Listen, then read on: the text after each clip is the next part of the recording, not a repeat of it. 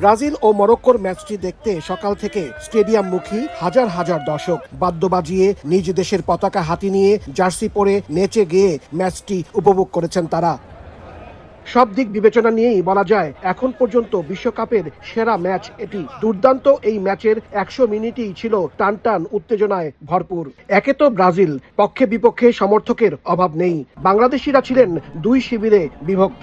Morocco একটু better খেলেছে I believe, because ওরা অনেক গোল করার পসিবিলিটি ওদের অনেক বেশি ছিল, হাই চান্সেস ছিল। অনেক এক্সাইটিং ছিল, ইমোশনাল রোলার কোস্টারের মতো, কিন্তু রিগার্ডলেস আমরা খুব হ্যাপি যে আমরা অ্যাটলিস্ট হারিনি। ওদের ডিফেন্স অনেক ভালো ছিল, but Brazil next to that's gonna be us, we gonna win. ওরা দুইজনই অনেক ভালো খেলছে, আমি আজকে ব্রাজিল সাপোর্টার হয়ে আসছি।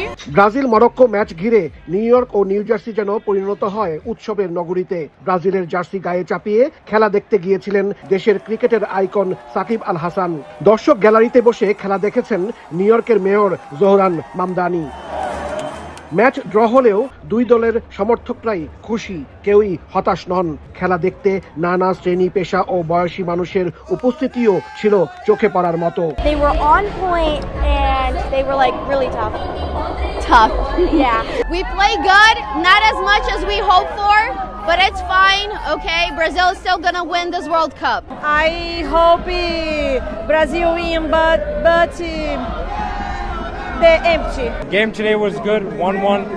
Honestly, think we could have done a little bit better, missed some open goals, but I think we showed Brazil that we're the better team at the end. It was good.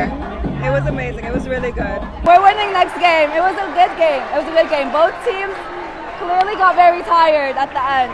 সমর্থকরা বলছেন হাড্ডাহাড্ডি লড়াইয়ের ম্যাচে Brazil Morocco কেউই জয়ী হতে না পারলেও জিতেছে খেলা, জিতেছে ফুটবল।